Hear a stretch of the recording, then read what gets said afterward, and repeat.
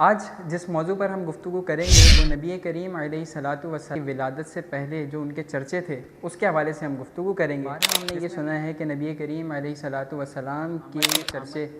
کئی نبیوں نے کیے، تو وہ کس طرح کیے اور وہ کیا تھا؟ کی آمد سے قبل آپ کے چرچے تقریباً تمام ہی انبیاء کرام علیہ السلام نے کیے۔ حضرت عیسیٰ علیہ السلام تک جتنے بھی انبیاء آئے تو اللہ تبارک و تعالیٰ کے حکم سے انہوں نے اپنی قوموں کو اس بات کی تلقین کی، اور خود قرآن کریم کی جانب جب ہم دیکھتے ہیں تو قرآن میں تورات اور انجیل کے اعتبار سے بھی یہ کلام کیا گیا ہے، اور جب کرے گی تو بدی کا ایک ہی مرتبہ لکھا جائے گا، لیکن جب نیکی کا ارادہ کریں گے تو ارادہ عمل کرنے سے پہلے وہ لکھ لی جائے گی۔ ان روایات کا ذکر کریں کہ جس میں نبی کریم علیہ الصلوۃ والسلام کے صحابہ ایمان لانے سے پہلے ان کی کتابوں میں جس طریقے سے جو بیانات ہوئے ہوئے تھے اس حوالے سے تھوڑا سی رہنمائی فرمائیں۔ حضرت آدم علیہ السلام سے لے کر جو انبیاء کرام آئے، حضور اکرم صلی اللہ علیہ وسلم کی بعثت کی وہ بشارت دیتے رہے۔ نجاشی بادشاہ نے یہ کہا کہ میں گواہی دیتا ہوں کہ وہی احمد ہیں کہ جس کی بشارت حضرت عیسیٰ علیہ السلام نے دی۔ حواری تھے، انہوں نے عیسیٰ علیہ السلام سے یہ عرض کی کہ کیا ہمارے بعد بھی کوئی امت آئے گی؟ یہ سننے میں بھی آتا ہے کہ جس طرح انبیاء کرام نے نبی کریم علیہ الصلوۃ والسلام کی آمد کے چرچے کیے، ان کے حوالے سے بتایا، اپنی امتوں کو میں ان کا ذکر کیا۔ جی بالیقین یہودی علماء اور ان کے جو راہب تھے وہ حضور علیہ الصلوۃ والسلام کو نہ صرف جانتے تھے بلکہ حضور علیہ الصلوۃ والسلام کو پہچانتے بھی تھے۔ بسم اللہ الرحمن الرحیم۔ تمام دیکھنے والوں کو سید مکرم حسین کی جانب سے السلام علیکم ورحمۃ اللہ۔ الحمدللہ آج ایک مرتبہ پھر الانشرا کے پلیٹ فارم سے آپ کی خدمت میں حاضر ہوئے ہیں۔ جیسا کہ آپ سب جانتے ہیں کہ الانشرا ایک ایسا پلیٹ فارم ہے کہ جو مختلف مواقع پر مختلف موضوعات پر علماء کرام کی سرپرستی میں مختلف سوالات کے جوابات دیتے نظر آتے ہیں۔ بالکل اسی چیز کو مد نظر رکھتے ہوئے ہم نے اس مبارک مہینے میں ربیع الاول کے مہینے میں ایک نئی سیریز کا آغاز کیا ہے، جس میں انشاءاللہ العزیز ہم نبی کریم علیہ الصلوۃ والسلام کی ولادت کے چرچے،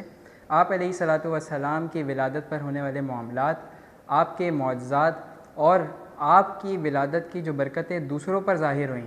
اس پر، نبی کریم علیہ الصلوۃ والسلام کے بچپنے سے لے کر آپ کی جوانی تک اور اعلان نبوت سے پہلے کے معاملات، اور اس وقت جو آپ کی زندگی میں تبدیلیاں آئیں، آپ کی زندگی میں آپ کے زندگی گزارنے کے طریقے میں جو تبدیلیاں آئیں، اعلان نبوت کے معاملات، اور اس کے بعد کس طریقے سے نبی کریم علیہ الصلوۃ والسلام نے دین کو پھیلایا، جس طریقے سے نبی کریم علیہ الصلوۃ والسلام نے مختلف جنگیں کیں، جس طریقے سے نبی کریم علیہ الصلوۃ والسلام نے مختلف جہاد کیے، ان تمام چیزوں کو علماء کرام کی موجودگی میں شریعت کے مطابق تمام سوالات کے جوابات حاصل کرنے کی کوشش کریں گے۔ بالکل آج ہم پہلے پروگرام کا آغاز کر رہے ہیں جس میں ہمارے ساتھ دو بہت ہی زبردست اسکالرز، دو بہت ہی معتبر محبت کرنے والے اسکالرز ہمارے ساتھ موجود ہیں، جن میں سے ایک عبدالرحمن بھائی ہیں اور دوسرے نعیم بھائی ہیں۔ نعیم بھائی السلام علیکم۔ وعلیکم السلام۔ کیسے ہیں؟ خیریت سے ہیں؟ الحمدللہ، آپ کیسے ہیں؟ اللہ کا بڑا کرم۔ عبدالرحمن بھائی کیسے ہیں؟ خیریت سے ہیں؟ الحمدللہ آپ ٹھیک ہیں؟ اللہ کا بڑا کرم، دعائیں آپ کی۔ آج جس موضوع پر ہم گفتگو کریں گے وہ نبی کریم علیہ الصلوۃ والسلام کی ولادت سے پہلے جو ان کے چرچے تھے اس کے حوالے سے ہم گفتگو کریں گے۔ عبدالرحمن بھائی سب سے پہلا سوال میں آپ سے کرنے کی کوشش کروں گا۔ میرا پہلا سوال یہ ہے کہ بارہا ہم نے یہ سنا ہے کہ نبی کریم علیہ الصلوۃ والسلام کی آمد کے چرچے کئی نبیوں نے کیے، یعنی انہوں نے اللہ تبارک و تعالیٰ سے چاہے وہ دعا کے سلسلے میں ہو یا پھر اپنی امت کے سامنے بیان کرنے کے سلسلے میں ہو، تو مختلف انبیاء کرام نے نبی کریم علیہ الصلوۃ والسلام کے آمد کے چرچے کیے، تو وہ کس طرح کیے اور وہ کیا تھے، ان میں سے چند ذکر کر دیں۔ بسم اللہ الرحمن الرحیم۔ سب سے پہلے تو آپ کو اور تمام دیکھنے والوں کو پیارے آقا صلی اللہ تعالیٰ علیہ وسلم کی ولادت کا مہینہ بہت بہت مبارک ہو۔ اللہ تبارک و تعالیٰ ہم سب کو بہت برکتیں عطا فرمائے۔ بلا شبہ سرکار علیہ الصلوۃ والسلام کی آمد سے قبل آپ کے چرچے تقریباً تمام ہی انبیاء کرام علیہ السلام نے کیے۔ حضرت علی کرم اللہ تعالیٰ وجہہ الکریم روایت کرتے ہیں، اور علامہ جلال الدین سیوطی رحمۃ اللہ تعالیٰ علیہ نے بھی اس کو نقل کیا ہے کہ حضرت آدم علیہ السلام سے لے کر حضرت عیسیٰ علیہ السلام تک جتنے بھی انبیاء آئے تو اللہ تبارک و تعالیٰ کے حکم سے انہوں نے اپنی قوموں کو اس بات کی تلقین کی کہ تم نبی کریم صلی اللہ تعالیٰ علیہ وسلم کی آمد کا چرچا کرو، یعنی کہ آپ نے خود تمام انبیاء نے اپنی امتوں کو حضور علیہ الصلوۃ والسلام کا ذکر کر کے ان کی مبعوثیت کا یا ان کو مبعوث کیے جانے کے بارے میں بیان فرمایا، اور خود قرآن کریم کی جانب جب ہم دیکھتے ہیں تو قرآن میں تورات اور انجیل کے اعتبار سے بھی یہ کلام کیا گیا ہے کہ وہ جو اس رسول کی پیروی کرتے ہیں اور تورات اور انجیل کے اندر یہ لکھا ہوا پاتے ہیں کہ وہ نبی مبعوث کیا جائے گا، وہ نیکی کا حکم کرے گا اور برائی سے منع کرے گا۔ جہاں تک ہم پرٹیکولرلی کچھ واقعات کی بات کرتے ہیں تو حضرت موسیٰ علیہ السلام نے تورات میں حضور علیہ السلام کی امت کے 70 اوصاف پڑھے، 70 اوصاف، 70 اوصاف، جس میں سے چند یہ ہیں کہ اس امت کی دعاؤں کی برکت سے اللہ رب العزت بارش عطا فرمائے گا، بالکل اس امت کے اوپر صدقات کو حلال کر دیا جائے گا، بالکل ایسے ہی ہے، وہ امت اگر بدی کا ارادہ کرے گی اس وقت تک نہ لکھا جائے گا جب تک وہ کر نہ لے، اور جب کرے گی تو ایک بدی کا ایک ہی مرتبہ لکھا جائے گا، لیکن جب نیکی کا ارادہ کریں گے تو ارادہ عمل کرنے سے پہلے وہ لکھ لی جائے گی، جیسے ہی ارادہ کریں گے ویسے ہی نیکی لکھ دی جائے گی، ارادہ کریں گے نیکی لکھ لی جائے گی، اور ایک نیکی پر 10 اللہ تبارک و تعالیٰ گناہ ثواب عطا فرمائے گا۔ نعیم بھائی آپ کی طرف بڑھتے ہیں، آپ یہ بتائیں کہ ان احادیث کا، ان روایات کا ذکر کریں کہ جس میں نبی کریم علیہ السلام کے صحابہ کہ جو پہلے اہل کتاب سے تعلق رکھتے تھے، انہوں نے جو اپنا ریفرنس دیتے ہوئے بتایا کہ ایمان لانے سے پہلے وہ اہل کتاب ان کی کتابوں میں جس طریقے سے جو بیانات ہوئے ہوئے تھے اس حوالے سے تھوڑا سی رہنمائی فرمائیں۔ بسم اللہ الرحمن الرحیم والصلاة والسلام علی سید الانبیاء والمرسلین۔ بالکل جیسا کہ حضرت نے فرمایا کہ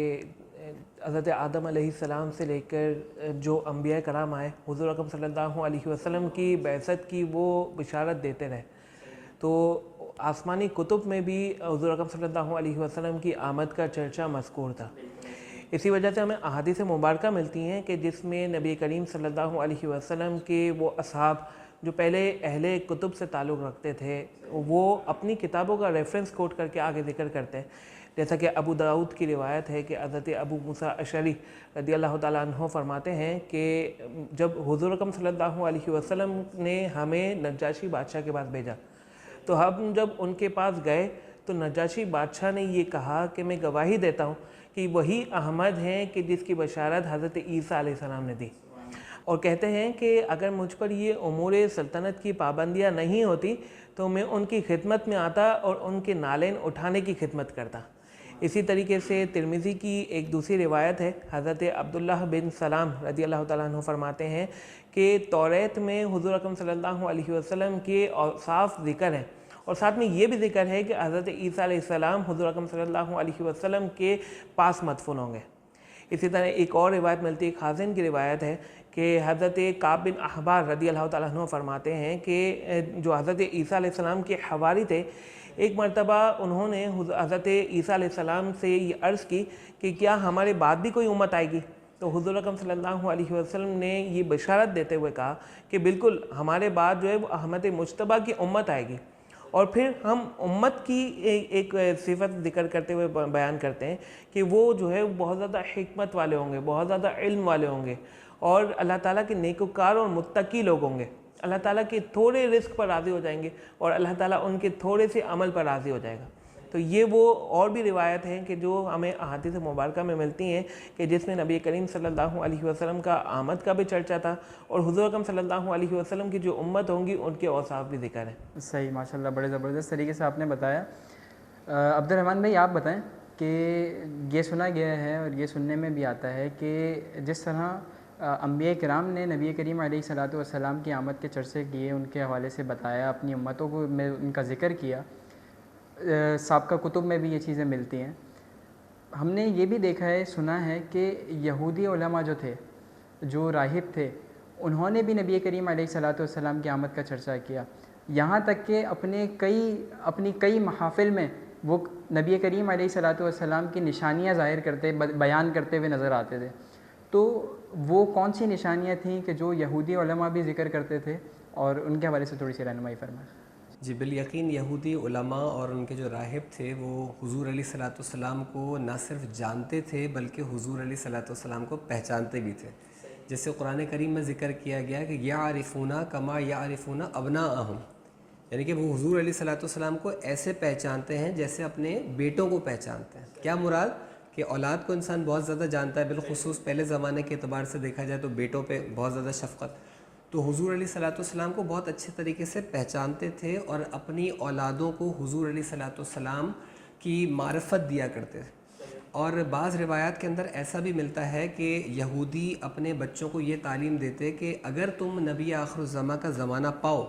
تو انہیں ہمارا سلام عرض کرنا اور یہ کہنا کہ ہم نے آپ کے انتظار میں اپنی جانوں کو قربان کر دیا. وجہ کیا تھی کہ تمام انبیاء نے اپنی قوموں کو اس بات کی تلقین کی تھی. اور اوصاف کی جہاں تک بات کرتے ہیں تو حضرت کعب احبار رضی اللہ تعالیٰ عنہ تورات کے اعتبار سے ارشاد فرماتے ہیں کہ وہ نبی کریم مکہ المکرمہ میں پیدا ہوں گے, آپ زیادہ سخت گو نہیں ہوں گے, برائی کا بدلہ ہر دفعہ برائی سے نہیں لیں گے بلکہ کبھی اگر معاف کرنا ہوا تو معاف اور کبھی بدلہ جہاں ریکوائرڈ ہوتا ہے تو وہاں پر بدلہ لیا کریں گے.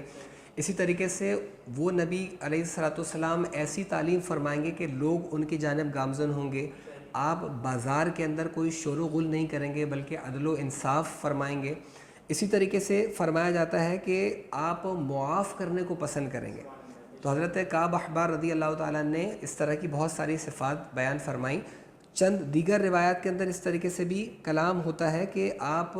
کوئی غلط کلام نہیں کریں گے. آپ جب بھی کلام کریں گے تو اس کے اندر ایک مٹھاس ہوگی کہ جس سے لوگ آپ کے قریب آئیں گے. الغرض جتنی روایات کے اندر دیکھا جاتا ہے تو تمام انبیاء کرام علیہ السلام نے اپنی امتوں کو اور پھر ان امتوں نے اپنی نسلوں کو اس بارے میں تلقین کی کہ حضور علیہ الصلوۃ والسلام کا دور پاؤ تو ان کی تکریم کرنا. صحیح ماشاءاللہ, زبردست. نہیں بھائی, آخری سوال کی طرف بڑھتے ہیں. آخری سوال یہ کہ جیسے ابھی ہم نے ذکر کیا ہے کہ تمام انبیاء کرام نے بھی نبی کریم علیہ الصلوۃ والسلام کی آمد کا ذکر کیا,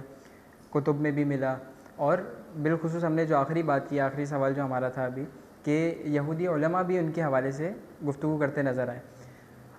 یہودی علماء اپنی محافل میں نبی کریم علیہ الصلوۃ والسلام کی نشانیاں بیان کر رہے ہیں, لیکن دوسری طرف اگر ہم دیکھیں تو جب نبی کریم علیہ الصلوۃ والسلام جلوہ افروز ہوتے ہیں تو اس وقت وہ ان کے اگینسٹ کھڑے ہو جاتے ہیں. یعنی وہ جبکہ وہ ساری باتیں نبی کریم علیہ الصلوۃ والسلام کے حوالے سے اپنی محافلوں میں ذکر کرتے تھے کہ ایسے ہوں گے, ایسے ہوں گے, ایسے ہوں گے, یہ معاملات ہوں گے, لیکن جب نبی کریم علیہ الصلوۃ والسلام جلوہ افروز ہوتے ہیں تو وہ ان کے اگینسٹ کھڑے ہو جاتے ہیں, اور یہاں تک کہ اگینسٹ نہیں کھڑے ہوتے, ان کو جھٹلانا شروع کر دیتے ہیں کہ معاذ اللہ یہ غلط کہہ رہے ہیں. تو اس حوالے سے تھوڑی سی رہنمائی فرمائیں. بالکل ایسا ہی ہے کہ نبی کریم صلی اللہ علیہ وسلم کے اوصاف اور آپ کی جو ذکر تھا وہ اتنا زیادہ کثرت سے اہل کتاب جانتے تھے, پڑھتے تھے اور یہ سنتے تھے کہ وہ حضور اکرم صلی اللہ علیہ وسلم کو گویا کہ اس طریقے سے جانتے تھے جیسے وہ اپنے بچوں کو جانتے ہیں. لیکن اپنے شعور میں جب انہوں نے دیکھا حضور اکرم صلی اللہ علیہ وسلم کو, اپنے شعور میں جان لیا تھا کہ وہی نبی ہے, لیکن علی الاعلان ماننے سے منع کر دیا.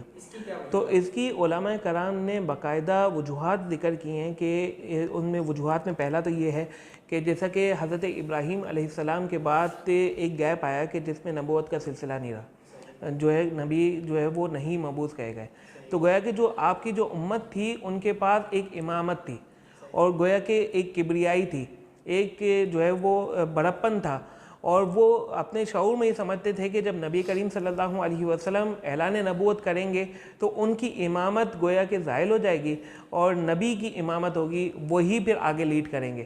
تو وہ یہ چاہتے تھے کہ حضور اکرم صلی اللہ علیہ وسلم کے اعلان سے پہلے ہی معاذ اللہ حضور اکرم صلی اللہ علیہ وسلم کو قتل کر دیں تاکہ ان کے پاس وہ امامت قائم رہے اور وہ ہی لیڈنگ پوزیشن پہ رہے. لیکن ہونا تو وہی تھا کہ جو یعنی ان کو یہ خدشہ تھا, یقین تھا, خدشہ کیا یقین تھا کہ نبی کریم علیہ الصلوۃ والسلام کو اگر وہ مان لیں گے تو پھر ان کی لیڈرشپ ختم ہو جائے گی, ان کی لیڈرشپ ختم ہو جائے گی, ایک لیڈنگ پوزیشن ختم ہو جائے گی. پھر جب حضور اکرم صلی اللہ علیہ وسلم نے اعلان کر بھی دیا تو اس کے بعد بھی وہ ماننے سے انکار ہو گئے کہ شاید ان کی جو لیڈنگ پوزیشن ہے وہ برقرار ہے. ایک تو وجہ یہ ہے. دوسری جو وجہ علماء کرام نے بیان کی وہ یہ تھی کہ ایک تو جیسا کہ بنی اسرائیل سے ہی نبوت کا سلسلہ کافی تھا کہ حضرت ابراہیم علیہ السلام سے پہلے بھی جو نبوت کا سلسلہ تھا وہ بنی اسرائیل سے ہی جاری تھا, اور جب حضور اکرم صلی اللہ علیہ وسلم آئے تو وہ آپ کا جو تعلق تھا وہ بنی اسماعیل سے تھا. تو گویا کہ ان کو اپنی ایک وہ یہ تھا ذہن میں کہ کہ جو بنی اسرائیل کا مرتبہ تھا وہ ختم ہو جائے گا اور پھر اس کے بعد پھر بنی اسماعیل کا جو ہے وہ مرتبہ بلند ہو جائے گا. تو گویا کہ ایک یہ بھی وجہ ہے کہ جس کی وجہ سے انہوں نے نبی کریم صلی اللہ علیہ وسلم کو ماننے سے انکار کیا. اگر ان دونوں وجوہات کے اوپر غور کریں تو ان کا تعلق جو ہے نا وہ باطنی امور سے, اور یہ ہمارے لیے سبق ہے کہ ایک باطنی جو خرابی ہوتی ہے وہ انسان کو کہاں سے کہاں پہنچا دیتی ہے کہ وہ جو جانتے ہیں کہ سامنے والا نبی ہے لیکن وہ نبی کو ماننے سے انکار ہو جاتا ہے. تو ایک بندہ وہ جن کے پاس امامت ہو اور اس باطنی خرابی کی وجہ سے وہ اس مرتبے پہ آ جائے, اس پوزیشن پہ آ جائے کہ وہ پھر نبی کو ماننے سے منکر ہو جائے. تو آج ہمیں بھی اپنے اندر غور کرنا چاہیے کہ ہمارے اندر کوئی باطنی خرابیاں تو نہیں ہیں, اگر ہیں تو اسے دور کرنا چاہیے. اور ایک دوسری بات بھی کہ ذکر کی جو باطنی امور کے علاوہ ہے کہ یہ جو یہودی تھے, یہودی کی صفات جو علماء کرام نے بیان کی ان میں سے ایک یہ بھی ہے کہ وہ بعض انبیاء کو مانتے تھے اور بعض انبیاء سے منکر ہو جاتے تھے, ان کو نہیں مانتے تھے. گویا کہ ایمان کی جو پہلی شرط ہوتی ہے وہ یہ ہوتی ہے کہ تمام انبیاء پر بھی ایمان لائے, تمام کتب پر بھی ایمان لائے, لیکن ان میں یہ خرابی تھی جس کی وجہ سے انہیں نبی کریم صلی اللہ علیہ وسلم کی جو ہے وہ نبوت کو ماننے کا منع کر دیا. ماشاءاللہ نعیم بھائی, بڑے زبردست طریقے سے آپ نے ہمارے سوالات کے جوابات دیے. اور عبدالرحمن بھائی آپ کا بھی بہت شکریہ, آپ نے بھی بڑا وقت نکالا, بڑی مصروفیت ہوتی ہے آپ کی, اس مصروف زندگی میں سے آپ ہمارے لیے لمحات نکال لیتے ہیں, بہت شکریہ اس کے لیے. امید ہے کہ ہمارے پروگرام سے آپ لوگوں نے بہت کچھ سیکھا ہوگا. ہمارے چینل کو سبسکرائب کر دیں, ویڈیو کو لائک اور شیئر کر دیں تاکہ دیگر اور لوگ بھی شرعی اعتبار سے اپنی رہنمائی کر سکیں. ملتے ہیں اگلے پروگرام میں, تب تک کے لیے اللہ حافظ.